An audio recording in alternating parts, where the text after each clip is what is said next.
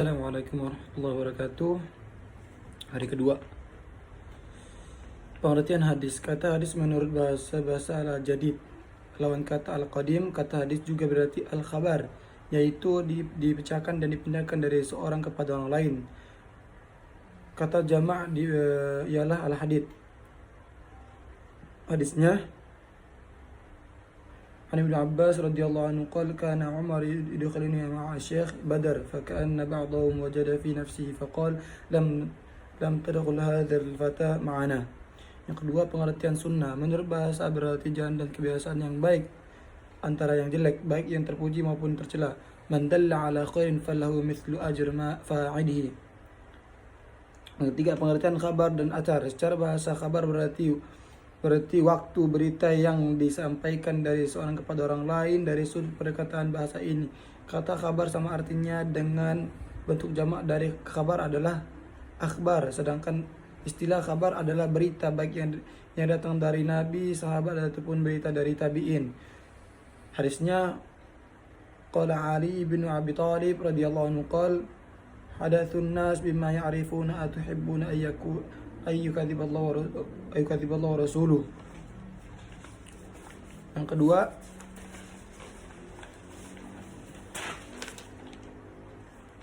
dalil Al-Quran, kehujahan Al-Quran, dan tidaklah Al-Quran disebut. Assalamualaikum warahmatullahi wabarakatuh. Hari kedua. Pengertian hadis. Kata hadis menurut bahasa al-jadid. Lawan kata al-qadim, kata hadis juga berarti al-khabar, yaitu dipecahkan dan dipindahkan dari seorang kepada orang lain. Kata jama' ialah al-hadith. Hadisnya عن ابن عباس رضي الله عنه قال كان عمر يدخلني مع الشيخ بدر فكأن بعضهم وجد في نفسه فقال لم تدخل هذا الفتى معنا. Yang kedua, pengertian sunnah. Menurut bahasa berarti jalan dan kebiasaan yang baik antara yang jelek, baik yang terpuji maupun tercela. Man dalla ala khairin falahu mithlu ajr ma fa'ilihi. Yang ketiga, pengertian khabar dan athar. Secara bahasa khabar berarti waktu berita yang disampaikan dari seorang kepada orang lain. Dari sudut perkataan bahasa ini, kata khabar sama artinya dengan bentuk jamak dari khabar adalah akhbar, sedangkan istilah khabar adalah berita baik yang datang dari nabi, sahabat ataupun berita dari tabi'in. Hadisnya qala Ali bin Abi Thalib radhiyallahu anhu qala hadathun nas bima ya'rifuna atuhibbuna ayyukadziballahu rasuluh. Yang kedua, kehujahan Al-Quran, dan tidaklah Al-Quran ini terbuat oleh syaitan, tetapi oleh Allah yang Maha Kuasa, Maha Mengetahui.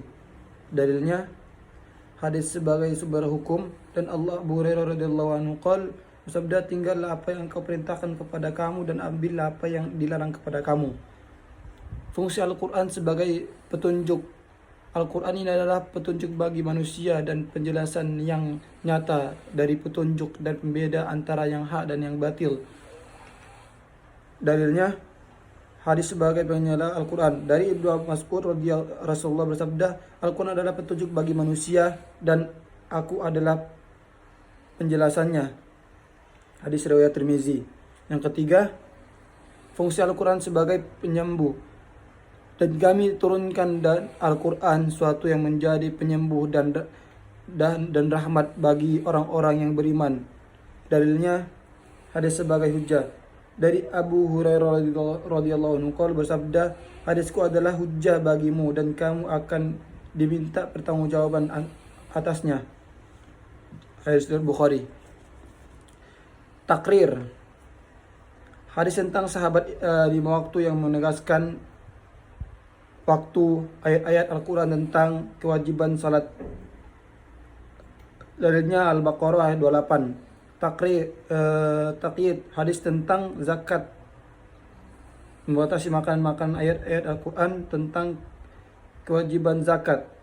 Tafsil, hadis tentang haji, menjelaskan anak ayat-ayat Al-Quran tentang kewajiban haji. Hadis tentang puasa menjelaskan makna ayat-ayat Al-Quran tentang kewajiban berpuasa.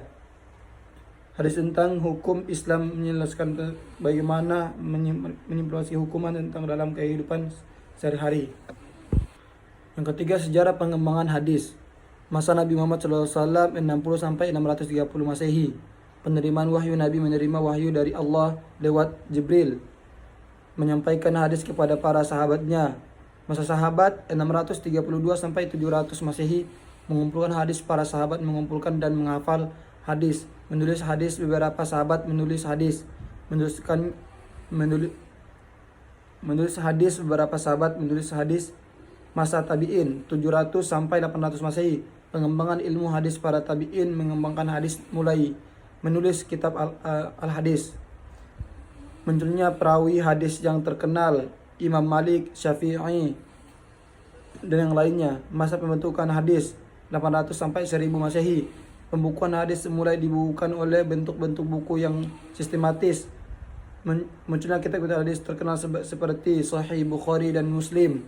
Masa kritik dan analisis hadis 1000 sampai 150 Masehi. Kritik dan analisis hadis, para ulama melakukan kritis dan analisis untuk memastikan keaslian dan kesahihan hadis. Mengembangkan metode kritik hadis, muncul metode kritik hadis yang lebih sistematis.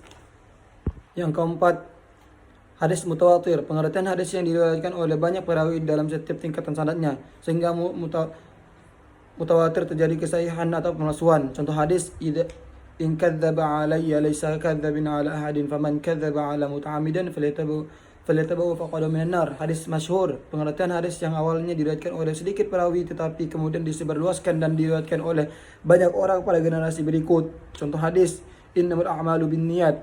Hadis ahad. Pengertian hadis yang diriwayatkan oleh satu atau beberapa perawi dalam setiap tingkatan sanadnya tapi tidak mencapai jumlah mutawatir.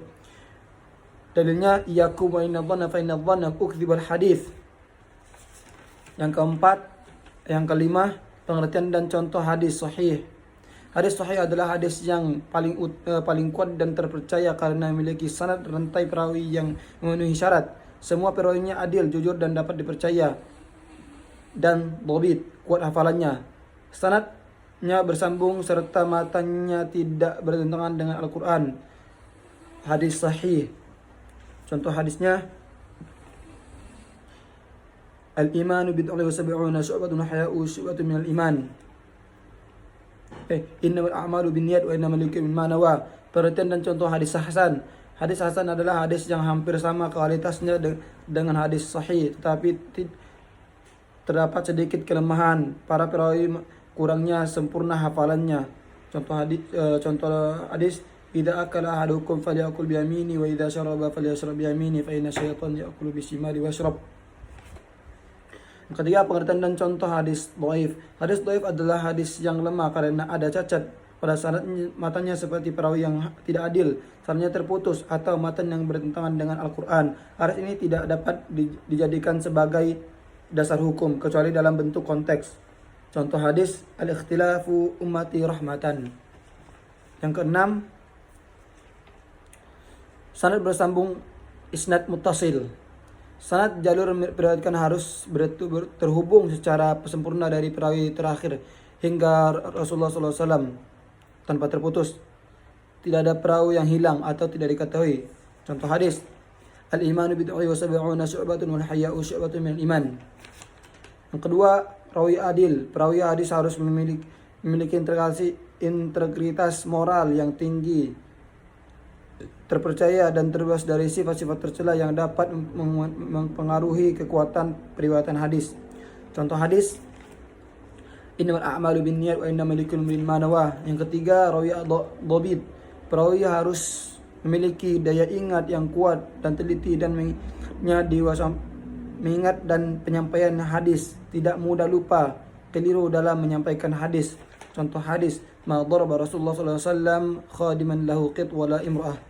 Yang keempat, tidak janggal atau gharib. Hadis tidak boleh menyimpang, bertentangan dengan hadis-hadis lain sahih, dalil-dalil lain yang jelas dari Al-Quran dan akal sehat.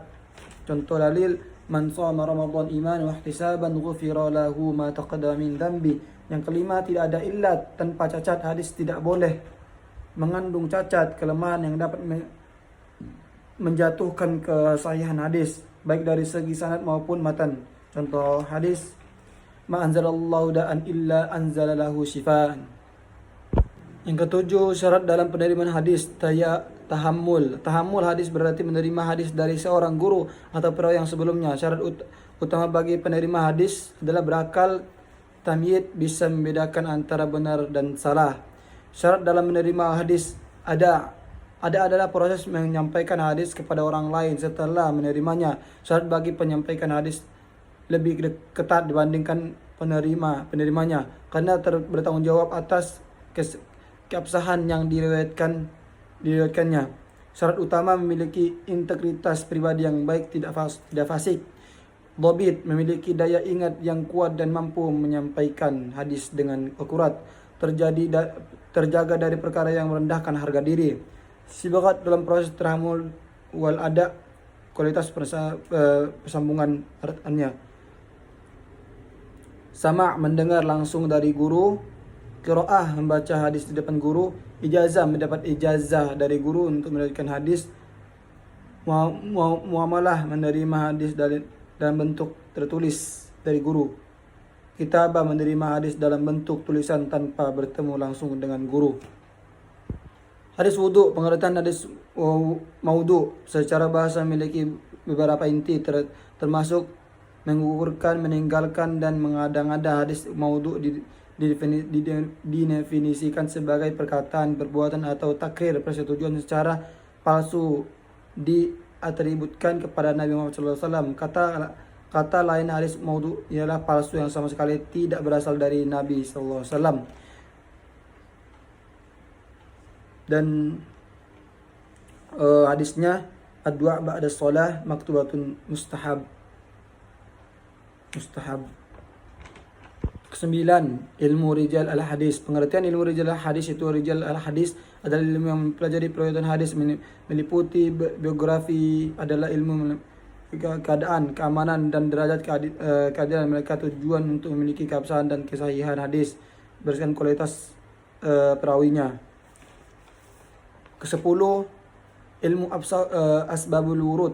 Pengertian ilmu asbabul wurud adalah ilmu yang membahas tentang sebab-sebab atau latar belakang turunnya suatu hadis, seperti asbabun nuzul dalam Al-Quran. Ilmu ini membantu memahami konteks historis dan sosial yang melatar belakangi penyampaian hadis oleh Nabi Muhammad SAW.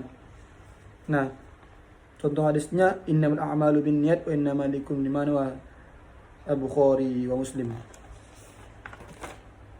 Yang ke-11, pengertian takhrij hadis. Secara bahasa, takhrij berasal dari kata kharraja yukharriju takhrijin, yang berarti mengeluarkan dan menampakkan atau menjelaskan sesuatu yang tersembunyi.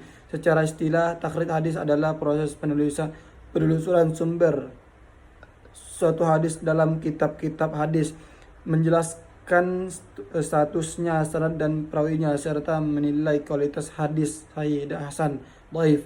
Dan kata lain, takhrij bertujuan untuk mengetahui di mana hadis itu diriwayatkan, siapa perawinya, dan bagaimana kedudukan hadis tersebut menurut ulama.